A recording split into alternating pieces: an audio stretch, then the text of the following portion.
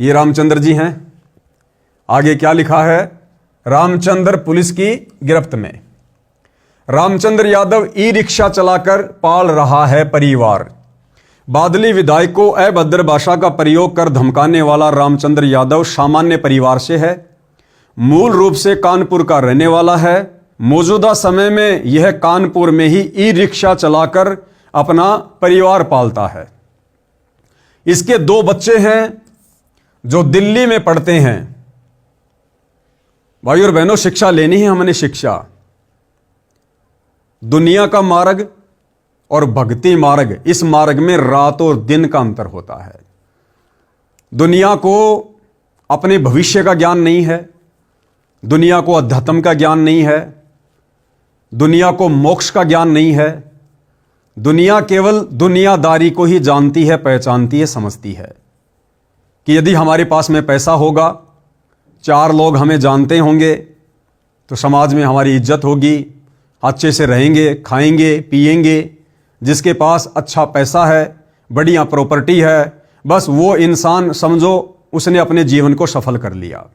लेकिन भाई और बहनों, अध्यात्म के अनुसार जिस व्यक्ति के पास में शास्त्र अनुकूल सत भक्ति नहीं है, जिस व्यक्ति ने तत्वदर्शी संत को अपना गुरु धारण नहीं किया है, वो व्यक्ति चाहे देश का प्रधानमंत्री क्यों ना है, वो अपने जीवन को नरक बना रहा है, अपने भविष्य को नरक बना रहा है।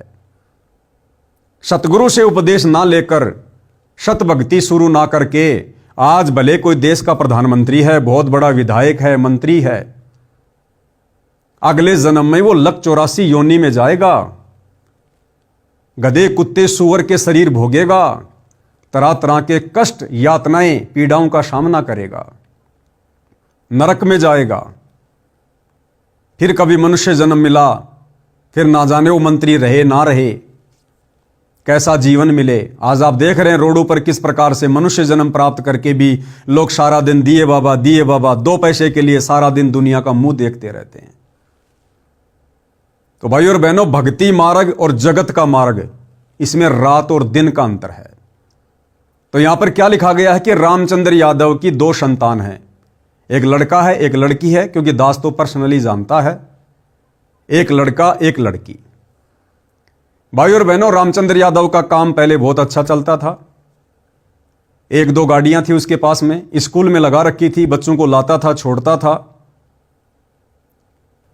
और रामचंद्र यादव ने अपने बच्चों को यह सोचकर अच्छी शिक्षा देनी शुरू की, अच्छे प्राइवेट स्कूल में उनका दाखिला दिलवाया कि ये बच्चे बड़े होकर अच्छी नौकरी लगेंगे। और उन्होंने वैसा ही किया। रामचंद्र यादव ने अच्छी स्कूल में बच्चों का एडमिशन करवाया। लेकिन जब मैं रामचंद्र दास के पास कानपुर कभी कभार जाता था, तो मैं ये भी सुना करता था कि बच्चों की फीस का जुगाड़ हो नहीं पा रहा है। रामचंद्र यादव की इनकम कम है, बच्चों की फीस ज्यादा है। तो दास ने उनको एक आध बार सलाह भी दी थी कि भगत जी, हम भक्ति मार्ग में हैं। आज हमें पता चल गया कि हमारा भविष्य किस चीज में है। आज हमें पता चल गया कि हमने करना क्या है। ये पढ़ाई तो हम असंख्यों जन्मों में पढ़ चुके हैं। ये आप और हमारा पहला मनुष्य जन्म नहीं है। हम असंख्यों मनुष्य जन्म प्राप्त कर चुके हैं। किसी जन्म में हम जज भी रह चुके हैं, देश के राजा भी रह चुके हैं, बड़े बड़े मंत्री और प्रधानमंत्री तक की भी हमने पदवियां प्राप्त की हैं। आज कहां है वो शिक्षा? जिस शिक्षा को प्राप्त करके 15-20 वर्ष तक पढ़ाई करके, माता पिता का पैसा खर्च करके, अपना अनमोल समय बर्बाद करके, हमने किसी जन्म में जो पढ़ाई पढ़ी और हम बहुत बड़े वकील बन गए, जज बन गए, और उसके बाद जब हमारी मृत्यु हो गई, हमें अगला जन्म मिला, उस जन्म में हमारे को फिर से पढ़ाई पढ़नी पड़ी। अगला जन्म हमारे को गधे का मिला, कुत्ते का मिला, फिर हमें किसने स्कूल में एडमिशन दिलवाया? तो ये जो शिक्षा है, ये तो केवल यहीं तक 2 टाइम की रोजी रोटी का ही साधन है। और ये गारंटी नहीं है कि यदि आप अपने बच्चों को बहुत अच्छा पढ़ाओगे, लिखाओगे, तो आपके बच्चे बहुत बड़ी नौकरी लग जाएंगे। नौकरी लगना भी उनके भाग्य के ऊपर है, उनकी किस्मत के ऊपर है। आज हमारे देश में लगभग 10 करोड़ बच्चे हर साल डिग्रियां लेते हैं, उनमें से मुश्किल से 10 लाख बच्चे नौकरी लगते हैं, मुश्किल से 10 लाख। बाकी लोग क्या करते हैं भाई? तो गुरुदेव भगवान ने हमें सत्संगों में यही बताया, यही समझाया कि बच्चों, नकली शिक्षा को कम करो और जो असली शिक्षा है, जिससे हमारा भविष्य भी सुधरेगा, जिससे हमें मोक्ष भी मिलेगा, हमारा ये लोक भी सुखी रहेगा, हमारा परलोक भी सुखी होगा, वो आध्यात्मिक शिक्षा हमने ज्यादा पढ़नी है। उस आध्यात्मिक शिक्षा को हमने ज्यादा महत्व देना है। सपोज कीजिए भाई और बहनों, आज रामचंद्र यादव अपने बच्चों को पढ़ा रहे हैं। अब बच्चों को भक्ति मार्ग में भगत होने के बावजूद, संत रामपाल जी का तत्व ज्ञान प्राप्त होने के बावजूद, यदि रामचंद्र यादव अपने बच्चों को नौकरी के लिए पढ़ा रहा है, अब कानपुर से बच्चों को स्पेशल दिल्ली में पढ़ाना मकसद जाहिर है नौकरी का। तो भाई और बहनों, ये हमारे ज्ञान की कमी है, हमने अभी भक्ति मार्ग को समझा नहीं है। विचार करो, रामचंद्र यादव अपने बच्चे को दिल्ली में पढ़ा रहा है, साल का कई लाखों रुपया अपने दोनों बच्चों के ऊपर लगा रहा है। सोचिए भाई और बहनों, रामचंद्र यादव का बच्चा या मेरा बच्चा, एज ए एग्जाम्पल दास दे रहा है, सोचिए रामचंद्र यादव का बच्चा कल को पढ़ लिख के और बहुत बड़ा कोई अधिकारी बन गया। अधिकारी बनने के 2 महीने बाद किसी बस दुर्घटना में या अन्य किसी कारण से, किसी बीमारी से, हार्ट अटैक से यदि रामचंद्र यादव के बच्चे की मृत्यु हो जाती है, तो विचार करो भाई और बहनों, क्या फायदा दिया उस शिक्षा ने, क्या फायदा दिया उस पढ़ाई लिखाई ने, क्या फायदा दिया उस नौकरी ने, आपको जिसके भविष्य के विषय में पता नहीं। क्या वो नौकरी, क्या वो पढ़ाई आपके बच्चे के जीवन को बचा सकती थी? क्या बच्चे के जीवन को बचाया? नहीं। क्या उस नौकरी ने, उस शिक्षा ने आपके बच्चे के भाग्य में कोई परिवर्तन किया? नहीं। लेकिन सतगुरु रामपाल जी परमेश्वर कहते हैं कि बच्चों, आप अपने बच्चों को सांसारिक पढ़ाई पढ़ाओ, लेकिन केवल उतनी जितनी आवश्यक है, यानी 8वीं 10वीं लास्ट। यदि आप भगत हैं संत रामपाल जी के और तत्व ज्ञान समझ में आ गया है, यदि आप अपने बच्चे को किसी नौकरी के मकसद से पढ़ा रहे हैं, तो आप दुनिया के सबसे बड़े मूर्ख व्यक्ति हैं, सबसे बड़े मूर्ख व्यक्ति। क्योंकि ये पढ़ाई लिखाई, ये शिक्षा, ये अक्षर ज्ञान केवल परमात्मा ने आप और हमें इसलिए दिया कि हम इस कलयुग की बिचली पीढ़ी में, जब हमारे गुरुदेव भगवान हमारे को शास्त्र खोल खोल के दिखाएं, हम उन शास्त्रों को आंखों से देख लें कि वास्तव में भक्ति क्या है, भक्ति मार्ग क्या है, भगवान कौन है, ताकि हमारी आत्मा इस भक्ति और भगवान को स्वीकार कर ले और हम मोक्ष प्राप्त करने के योग्य बने। ये शिक्षा परमात्मा ने हमें नौकरी के लिए नहीं दी थी। नौकरी तो केवल एक लड्डू था जो परमात्मा ने फेंका था, क्योंकि बिना सवारत के इस गंदे लोक में कोई भी अपने बच्चों को नहीं पढ़ाता है। अगर ये नौकरी रूपी लड्डू शिक्षा के बदले में परमात्मा समाज में ना फेंकता, आज कोई भी व्यक्ति अपने बच्चों को नहीं पढ़ाता। और यदि माता पिता अपने बच्चों को नहीं पढ़ाते, तो आज सतगुरु रामपाल जी कैसे शास्त्रों में लिखी सच्चाई अपनी आत्माओं को बताते, समझाते। तो नौकरी केवल एक लड्डू के रूप में परमात्मा ने समाज में फेंका, ताकि नौकरी के चक्कर में, नौकरी के लालच में ये माता पिता अपने बच्चों को पढ़ा दें, शिक्षित उनको करवा दें, और ये शिक्षा फिर सतगुरु रामपाल जी के काम आ जाए। और आप और हमने क्या किया भाई और बहनों, केवल नौकरी को माध्यम बनाकर ही बच्चों को पढ़ाना शुरू कर दिया, और दुनिया भर के सब्जेक्ट जो हमारे किसी मतलब के नहीं, बीरबल, अकबर, बाबर, हुमायूं, पानीपत की लड़ाई, फलानी लड़ाई, हमारे किसी मतलब की नहीं। आज वो टॉपिक हमारे किसी काम नहीं आ रहे हो। तो कहने का मतलब भाई और बहनों, यदि हम भगत हैं संत रामपाल जी के, तत्व ज्ञान समझ में आ रहा है, तो हमने अपने बच्चों को 8वीं 10वीं से ज्यादा नहीं पढ़ाना है। बच्चों को अक्षर ज्ञान हो जाए, थोड़ा बहुत व्यावहारिक ज्ञान हो जाए, बहुत है। अपनी तीनों समय की आरती बच्चा भक्ति बोध हाथ में लेके पढ़ना सीख जाए, समझ जाए, इससे ज्यादा हमने बच्चों को इंजीनियर नहीं बनाना, डॉक्टर नहीं बनाना। हमारा मूल टारगेट क्या है, मूल मकसद क्या है? सतगुरु के ज्ञान को अच्छे से समझकर, मर्यादाओं में रहकर भक्ति करके इस गंदे लोक से बाहर निकलना। हमारा मकसद डॉक्टर बनना, इंजीनियर बनना नहीं है, बड़ी बड़ी कोठी बनाकर अपनी प्रभुता दिखाना नहीं है। गुरुदेव भगवान ने बताया कि यह काम वो करेंगे जो भक्ति नहीं करेंगे। जिसने डॉक्टर बनना है, इंजीनियर बनना है, अधिकारी बनना है, देश चलाना है, ये वो लोग करेंगे जो लोग भक्ति नहीं करेंगे। यदि हमारे बात समझ में आ गई है तो हमने अपनी भक्ति सफल करके इस गंदे लोक से बाहर निकलना है। तो सतगुरु रामपाल जी भगवान ने हमें बताया कि बच्चों को केवल सामान्य शिक्षा दो। नौकरी के मकसद से भगत ने बच्चे को पढ़ाना ही नहीं चाहिए। जगत की सोच और भगत की सोच, इसमें 36 का आंकड़ा होता है, 36 का आंकड़ा। यदि कोई आम जगत का सामान्य व्यक्ति जो संत रामपाल जी के भक्ति विधान से, सत्संगों से अपरिचित है, यदि ये वीडियो देख रहा होगा तो वो यही सोचेगा कि पवनदास तो बड़ा मूर्ख किस्म का प्राणी है, शिक्षा के विरोध में है, नौकरी के विरोध में है। भैया हम शिक्षा के विरोध में नहीं है। संत रामपाल जी का भक्ति मार्ग और आप जैसे जगत वाले भाई बहनों की सोच, इसमें 36 का आंकड़ा है, 36 का आंकड़ा। जब तक आप संत रामपाल जी के सत्संग नहीं सुनोगे, भक्ति मार्ग से परिचित नहीं होगे, आप नहीं समझ पाओगे ये क्या खेल है, ये क्या मैटर है। हमने तो इस गंदे लोक से बाहर निकलना है। हम ठोकर मारते हैं प्रधानमंत्री की पोस्ट को, हम ठोकर मारते हैं डॉक्टर इंजीनियर की पोस्ट को। हम असंख्य मनुष्य जन्म प्राप्त करके डॉक्टर भी रह चुके हैं, इंजीनियर भी रह चुके हैं, प्रधानमंत्री भी रह चुके हैं, लेकिन हमारी गति नहीं हुई, हमारी दुर्गति हुई। क्योंकि परमात्मा की वाणी है, एक हरि की भक्ति बिन राजा गधा होए, माटी लदे कुमार की घास न डाले कोई।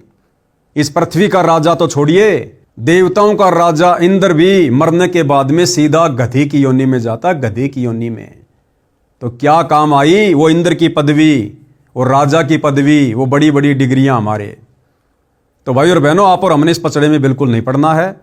और यदि कोई व्यक्ति पढ़ रहा है और साथ में सतगुरु रामपाल जी का भगत है और मर्यादा में रहकर भक्ति कर रहा है, तो भाई और बहनों, इस मर्यादित भक्ति के कारण सतगुरु रामपाल जी, यदि भगत के भाग्य में मृत्यु होनी है, एक्सीडेंट होना है, परमात्मा उसको भी टाल देगा। तो बताओ कौन सी शिक्षा ज्यादा महत्वपूर्ण है, ये रोजी रोटी वाली, नौकरी पेशे वाली शिक्षा या सतगुरु रामपाल जी की भक्ति वाली आध्यात्मिक शिक्षा? तो आप और हमने तो सतगुरु रामपाल जी वाली आध्यात्मिक शिक्षा को ज्यादा महत्व देना है। अब रामचंद्र यादव के दोनों बच्चे या अन्य बहुत सारे भगत भाई बहन होंगे जो सतगुरु रामपाल जी के भक्ति मार्ग को अच्छे से ना समझकर अपने बच्चों को किताबी कीड़ा बना के रखे हैं। दिन रात उनको कहते हैं पढ़ो पढ़ो पढ़ो, अच्छे नंबर लाओ, नौकरी लगो, नौकरी लगो। अब विचार करो भाई और बहनों, हमने करवाना क्या चाहिए था बच्चों से, हम करवा क्या रहे हैं। ये लास्ट का समय चल रहा है। सतगुरु रामपाल जी ज्यादा दिन के मेहमान नहीं है इस पृथ्वी लोक में। और जिस दिन सतगुरु रामपाल जी के पावन चरण कमल इस पृथ्वी लोक से चले जाएंगे, यानी जिस दिन सतगुरु रामपाल जी लीला समाप्त करके सतलोक चले जाएंगे, उसी दिन से मोक्ष मार्ग बंद, केवल भक्ति मार्ग चलेगा हजारों साल। मनुष्य जन्म प्राप्त करते रहो, भक्ति करते रहो, सुख प्राप्त करते रहो, मोक्ष नहीं मिलेगा। अगर सतलोक जाना है, पूर्ण मोक्ष प्राप्त करना है, तो सतगुरु रामपाल जी की भक्ति मर्यादा में रहकर इस कदर अपने गुरु को प्रसन्न करो कि धरती पर रहते सहते गुरु तुम्हें सतलोक भेज दे। अन्यथा सतगुरु के सतलोक जाने के बाद मोक्ष की उम्मीद मत करना। तो इस ज्ञान को आधार बनाकर हमने बच्चों को क्या शिक्षा दिलवानी थी? आध्यात्मिक शिक्षा।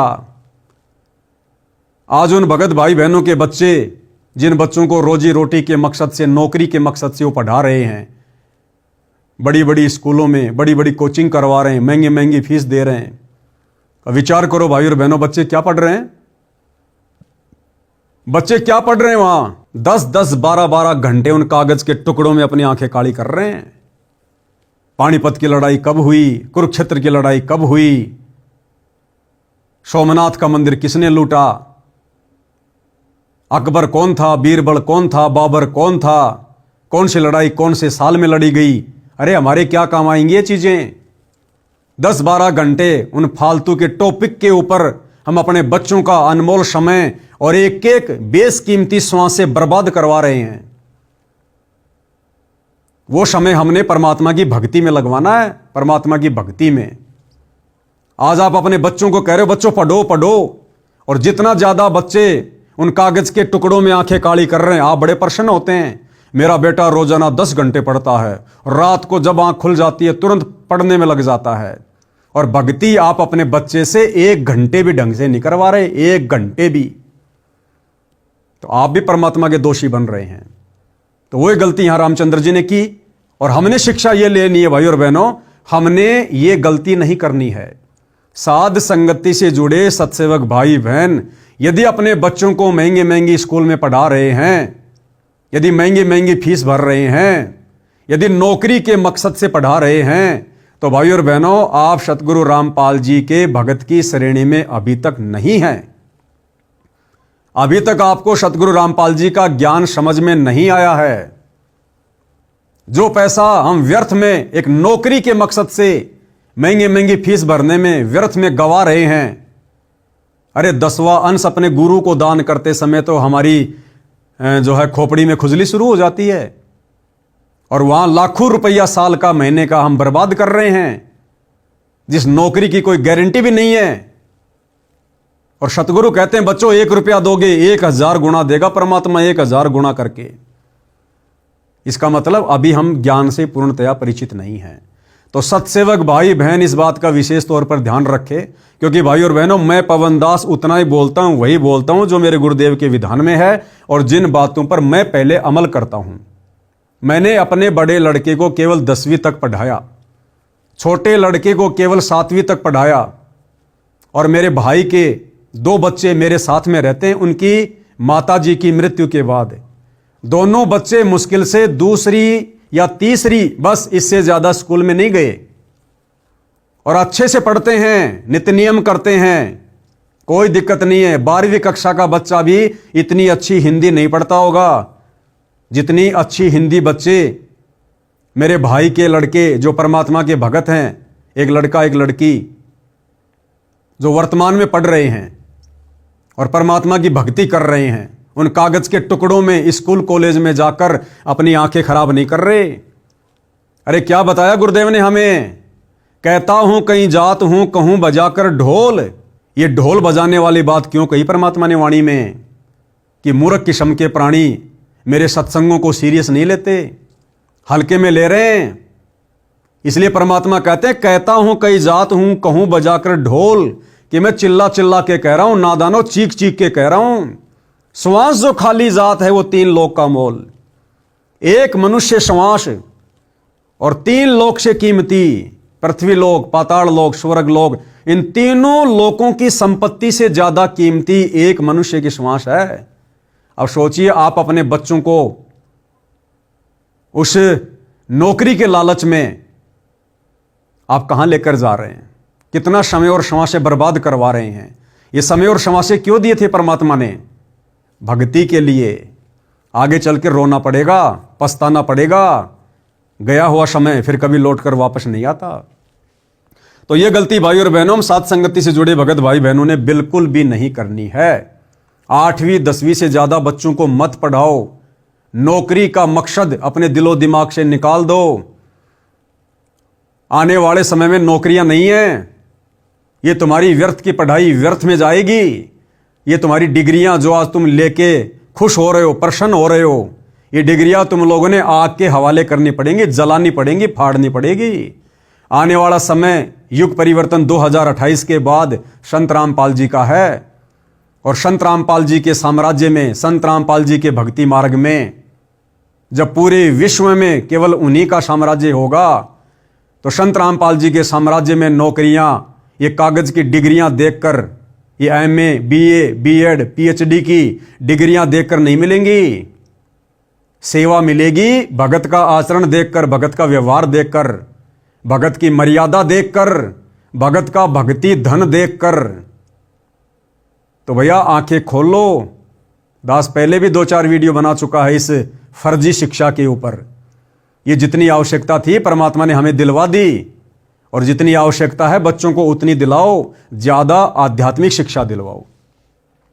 तो जो गलती यहां रामचंद्र जी कर रहे हैं, जिन बच्चों को पढ़ाने के चक्कर में उन्होंने अपनी गाड़ियां बेचनी पड़ी, और आज वो रामचंद्र अपने बच्चों की ढंग से फीस भी नहीं भर पाता होगा, क्योंकि इन्हीं सब बातों को लेकर कि सामान्य परिवार से है, काम धंधा इतना अच्छा है नहीं, बच्चे पढ़ रहे हैं दिल्ली में, रहने का खाने का लाखों का खर्चा, लाए कहां से, उधार कोई कितने दिन देगा। तो इन्हीं सब बातों को लेकर धीरे धीरे मानसिक संतुलन बिगड़ना शुरू हो गया। ऊपर से साथ संगति छोड़ दी, गुरु को परमात्मा नहीं मानता, और अंत में क्या हुआ, काल का दाव लग गया। मेंटली डिस्टर्ब, लोगों को फोन पे धमकियां देने लगा, गालियां देने लगा। जबकि भाई और बहनों, रामचंद्र यादव तो भगत है। अरे इस प्रकार से गालियां तो कोई आम समाज का व्यक्ति भी नहीं देता। वही व्यक्ति दे सकता है जो या तो मेंटली डिस्टर्ब हो, या बहुत बड़ा कोई बदमाश हो, कोई गैंगस्टर हो, जिसका कोई शवारत हो, जिसका यह धंधा हो लोगों को डरा के धमका के अपना पेट भरना। तो रामचंद्र यादव जी किस कैटेगरी के इंसान हैं आप जी देख सकते हैं। इन्हीं बच्चों की मोटी मोटी फीस भरने के चलते, व्यर्थ में बिना ज्ञान के, और धीरे धीरे मेंटली डिस्टर्ब, और संत रामपाल जी का भगत होने के बावजूद भगत के मुख से तो सत साहिब निकलना चाहिए, जय बंदी छोड़ के निकलनी चाहिए। परमात्मा कहते हैं जग में बैरी कोई नहीं, जो मन शीतल होए, या आपा को डार दे, दया करे सब कोई। परमात्मा तो हमें ये शिक्षा देते हैं। फिर ये गाली निकालने की आदत कहां से लगी?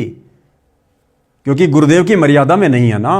बच्चों को नौकरी के मकसद से पढ़ाना, इतना ज्यादा पैसा खर्च करना, व्यर्थ करना, तो सतगुरु फिर भगत के ऊपर दया नहीं बख्शता, और उसी के चलते मेंटली डिस्टर्ब, और फिर लोगों को गालियां निकालना, और उन्हीं गालियों को निकालने के चलते मर्यादा टूटना।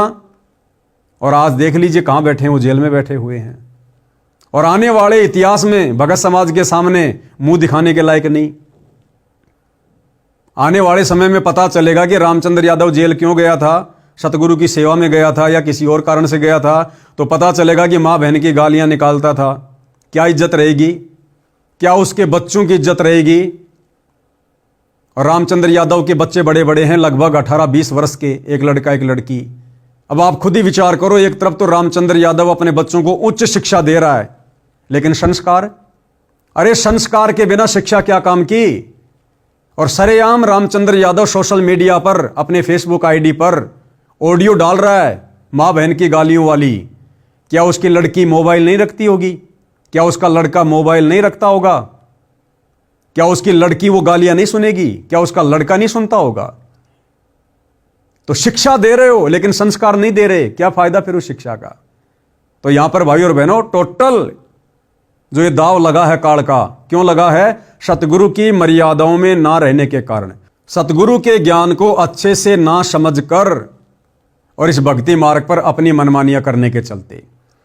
तो भाई सत्सेवक भाई बहनों ने बिल्कुल भी भूलकर भी ऐसी गलती नहीं करनी है।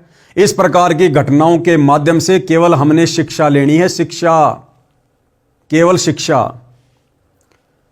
इसके 2 बच्चे हैं जो दिल्ली में पढ़ते हैं, बताते हैं कि पहले इसके पास 3 गाड़ियां थी। देखो क्या लिख रहा है, पहले इसके पास 3 गाड़ियां थी जो इसने बेच दी। क्यों बेच दी भाई? केवल बच्चों को पढ़ाने के लिए, केवल बच्चों को पढ़ाने के लिए, शिक्षा दिलाने के लिए। जिस शिक्षा में यह कन्फर्म नहीं है कि नौकरी लगेगी, जिस शिक्षा में यह कन्फर्म नहीं है कि बच्चा कितनी लंबी उम्र जिएगा। अरे भविष्य का पता है क्या? 1 सेकंड का नहीं पता आगे का। फिर क्यों हम व्यर्थ में बच्चों का दिमाग खराब कर रहे हैं? बच्चों को क्या पता अपने भविष्य का? लेकिन माता पिता ने भगत होने के बावजूद उनको बताना चाहिए, समझाना चाहिए। आज ये जो समय है, जो ये बचपन का समय है, बचपन में हम बच्चे को जिस रंग में रंग देंगे वो रंगा जाएगा। और बचपन में बच्चे के ऊपर भक्ति का जो रंग चढ़ता है वो बाद में नहीं चढ़ता। तो आज तो रामचंद्र जैसे भगत अपने बच्चों को रोजी रोटी के चक्कर में, नौकरी के चक्कर में भक्ति से दूर करके, हालांकि नाम भी दिलवा रखा है, लेकिन वो नाम किस काम का, जिस नाम से ज्यादा वो फालतू के, वो कागजी, वो कीड़े बने हुए हैं। तो आज रामचंद्र यादव जैसे लोग अपने बच्चों को पढ़ाई लिखाई में ज्यादा धकेल रहे हैं, और बच्चे उसी रंग में रंगे जा रहे हैं। और 20-25 साल के होने के बाद जब रामचंद्र यादव जैसे भगत कहेंगे कि बच्चों भक्ति करो, परमात्मा आया हुआ है, मोक्ष करवाना है, उस समय वो बच्चे अपने माता पिता की एक भी नहीं सुनेंगे, एक भी। क्योंकि आपने बचपन से उनको भक्ति के रंग में नहीं बल्कि उल्टे रंग में रंग दिया। तो कितना बड़ा धोखा भाई और बहनों यह काल हमारे साथ में कर रहा है। तो 3-3 गाड़ियां थी इनके पास में, वो गाड़ियां भी इन्होंने बच्चों की फीस भरने के चक्कर में बेच दी। और अब देखो भाई और बहनों, अब रामचंद्र यादव जी जेल चले गए, जल्दी आ जाते हैं, बहुत अच्छी बात है। यदि समय लग गया तो बच्चों की फीस कौन भरेगा? कौन भरेगा बताइए? या तो रामचंद्र यादव के जो घर से हैं, जो बहन जी हैं, या तो अपना सोना बेचो, चांदी बेचो, या उनका जो मकान है वो मकान बेचो। अगर रामचंद्र यादव साल 6 महीने जेल में रह जाते हैं, सपोज करो, उधर बच्चों को तो फीस चाहिएगी ना, बच्चों को तो रहने खाने का खर्चा चाहिएगा ना। वो बेचारी अकेली औरत कहां से लाएगी? भक्ति में आने के बाद रिश्तेदार हमारा कोई सहयोग जो है वो करते नहीं है। भगत समाज में लोग आपको पसंद करते नहीं, क्योंकि आपने सबको मां बहन की गालियां दे रखी हैं। अब वो अकेली औरत इतना खर्चा कहां से उठाएगी? या तो मकान बेचो या अपने जेवरात बेचो, तो क्या फायदा इस शिक्षा का? तो भाई और बहनों, आप और हमने शिक्षा लेकर आगे बढ़ना है।